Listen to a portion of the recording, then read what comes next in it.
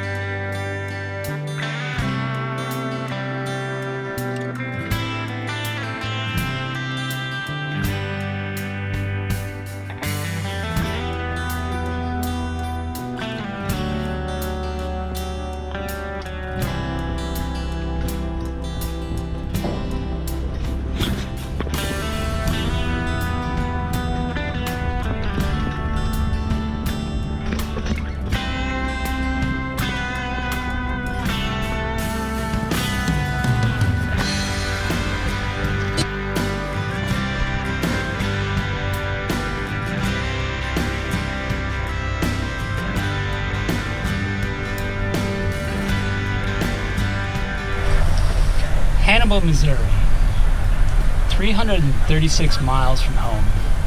It's been quite the ride. I'm gonna get on the bike, I'm gonna get on the highway, and I'm gonna be home in 6 hours.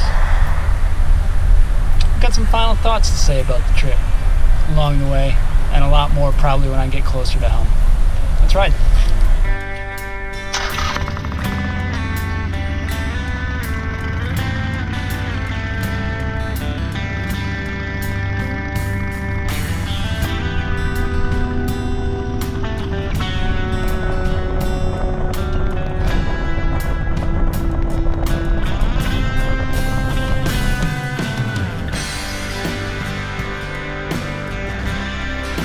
As I venture on this last Route 66 on a Harley Iron 883 ride, I thought during this ride I would touch on a lot of the themes that I touched on through the entire series.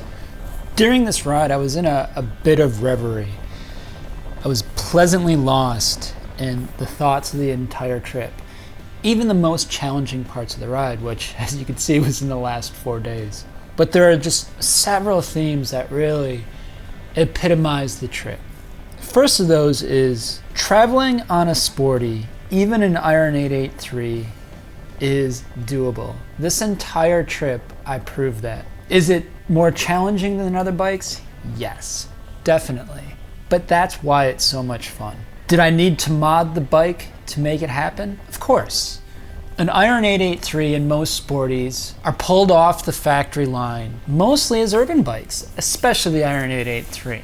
So the 883 definitely needs some mods. But in my opinion, that's the case for most bikes. Whether we're modding it to fit our personalities or for the uses that we need, a lot of us are modding our bikes for those reasons. And quite honestly, that's one of the fun parts of owning a motorcycle. It really is. I mean, when we go on YouTube to check out videos, a lot of us are checking out videos on how to mod our bikes. So this is very true for a lot of different bikes out there, not just the Iron 883.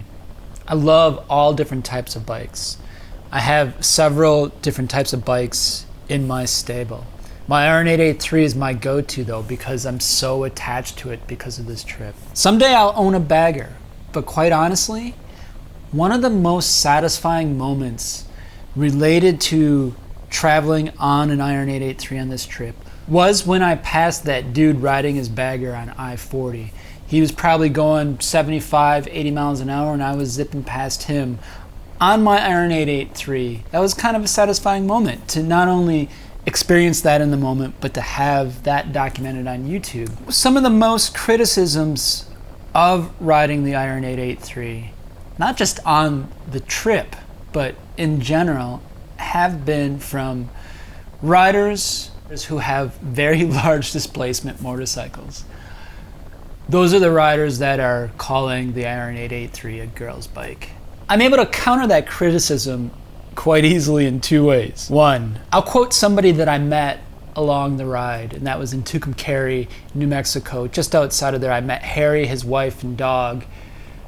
They're covered in the series, but Harry said, you have to have some serious cojones to ride the Iron 883 like I was riding it. And the other way I counter the criticism for riding a Harley Iron 883 is to point those being critical to this entire series.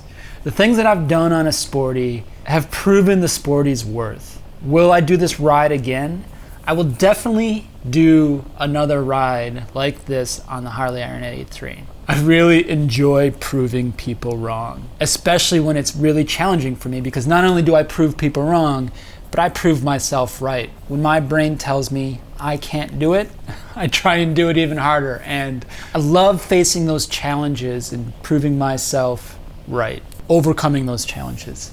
That's a nice segue into the next theme that I want to talk about. A ride like this is challenging on any bike. This type of ride forces you outside of your comfort zone and pushes yourself beyond what you think your limits are, what you're capable of doing. And somebody I met in Western New Mexico really epitomizes this.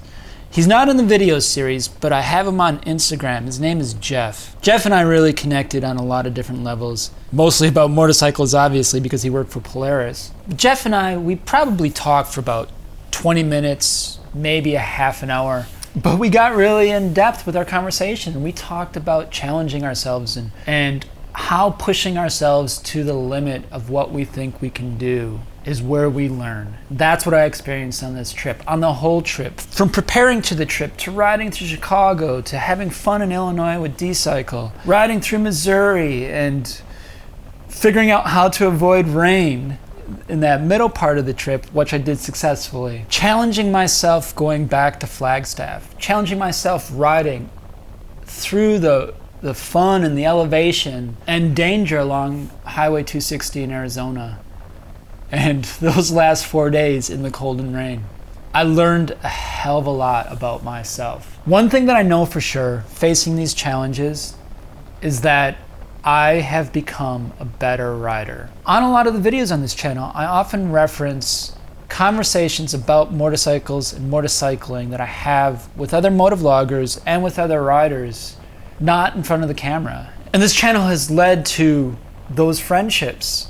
And those friendships have allowed me to have these conversations with a lot of different people. One thing I was talking to another motovlogger about recently was how the first 3 weeks of this trip, all those challenges, putting myself in positions where I was outside of my comfort zone, helped prepare me for those last challenging 4 days in the cold and the rain in the mountains. I look back on those 4 days and I think, man, I was kind of stupid for riding in that rain. But at the same time, I don't regret it, because I've proved to myself that I have really improved my motorcycling skills, not only over the 2 years that I've been riding, but especially on the 4,500 miles that this trip was. I learned so much about motorcycling.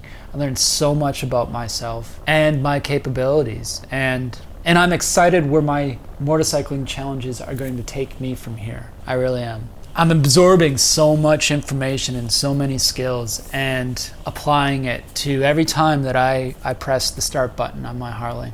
One of the challenges that I haven't talked about on this trip that I'll address now, and I might even do a separate episode just to cover this, and that's traveling alone. I didn't talk about traveling alone on a trip like this at all in the entire series, and I'm surprised that I hadn't, because it's such a big component of this trip. Traveling alone forces you, again, to step out of your comfort zone. Specifically, you have no one else to fall back on for support. If you're in trouble for any reason, or if you need help, you have to reach out to strangers. So if you're shy and one of your goals is to become more extroverted, traveling alone is actually a good idea, because it forces you to talk to other people. In your normal day-to-day life, if you have the type of personality where you're quiet or shy, you're able to fall back on the people that you've known for a long time, staying within that comfort zone, only talking to those people. But a trip like this, traveling solo, really forces you to talk to other people, to help you if you need help, and to combat loneliness, because it can get lonely. If you don't talk to people for days and you're just riding, you're going to get lonely and you're going to want to go talk to people. The other thing about traveling alone is a theme that I talked about in the 2-part series Freedom on a Harley Iron 883. Talk about, I believe in part 1 of that series, how you have the freedom to choose to do whatever you want to do in life, but there's consequences, good or bad, for those. Traveling alone, you are solely responsible for those consequences. Whether you maintain your bike or not, whether you decide to wait to get gas until the very last fume that's available to you in your tank, or you decide to fill up at every gas station. You have a decision to help that person on the road, regardless of the reason that they're stranded or not. As I did in episode 16 for the family near Gallup, New Mexico. So I suggest to anybody watching this video now, at some point in your life, whether it be on a motorcycle or traveling otherwise, travel alone so you can experience that, so you can learn and grow from that. Here's another great segue from traveling alone. The other theme that I want to talk about is, as I mentioned, because traveling alone, you're forced to talk to other people. The most amazing experience that I had on this trip, besides being on a motorcycle for 4,500 miles, was the people that I met. I met so many amazing people. So many people want to come talk to you, largely because you're on a motorcycle and you've got it decked out with gear. And that's interesting, and people want to find out what you're doing and what you're like, because it's not a very common thing. And it's kind of fun to be in that position as a motorcyclist, to have people come up to you and wonder what you're doing and how much fun you're having, and have them honestly be quite jealous of what you're doing. It's a good feeling. But at the same time, I want to know their stories too. So that's the thing that I did on this trip that I really enjoyed, was getting to know everybody, no matter how ephemeral the conversation was, getting to know everybody that I met, learning their stories and sharing our experiences. And some of them are now subscribers, which is kind of amazing. They're able to continue to follow my journey, and I'm able to follow their journey, especially in the case of Mitch, who I met in New Mexico. I believe it's episode 16 where you can see Mitch and learn his story. Even with the negative experience of having my GoPro stolen, I could have said in that moment that humanity sucks. The entire trip, the experience that I had with everybody that I've met, because of the positive experience that I had with everybody that I met on this trip, that prevented me from having such a negative view of humanity after that. I'll admit, for a very short period of that first day after that happened, I was very frustrated and feeling very angry. Hanging out with Wet Banana after that, who's another motovlogger, his name is Mike, that helped turn things around, and remembering all my experiences during the trip really helped me avoid being negative about people in general. So these are the themes that I wanted to talk about as I do this last ride. I guarantee you, having ridden 4,500 miles over a 28-day period, I'm missing some themes here that I covered. Leave some comments down below. Let me know what you got out of watching this series, what you enjoyed, what questions you might have. In the next and last episode of this series, I'm going to have a Q&A video to answer all your questions. I've gotten a lot of questions already, and I'm going to compile those into one video. But if you have more questions that you think haven't been asked yet, even if you think, oh, it's probably been asked, I'm not going to ask it, go ahead and ask it. It may not have been asked. Go ahead and leave your comments down below. If you like this video, and if you like this series, go ahead and tell me that below too. Also, click on that like button because it does help out this channel a ton. There's t-shirts now that were designed by D-Cycle commemorating this trip. If you would like to buy one, there is a link down below and a link up above for you to go ahead and buy a t-shirt. D-Cycle did an amazing job with the graphic design on this t-shirt. And I really enjoy wearing it because a good friend now, because somebody who I consider a good friend now, designed this shirt, but also because it reminds me of the trip. In September of this year, the Midwest Moto Meetup is coming up. I'm really excited about this because I've met so many great people along the way, and celebrating our shared love of motorcycling together would be an amazing experience. Go ahead and click on the link above and the link below for updates on the Midwest Moto Meetup. Through that link, you can also sign up for email updates. If you haven't subscribed yet, go ahead and click on that subscribe button. And as always, guys, ride safe out there and keep your wheels rolling in the right direction. I'll see you in the next video.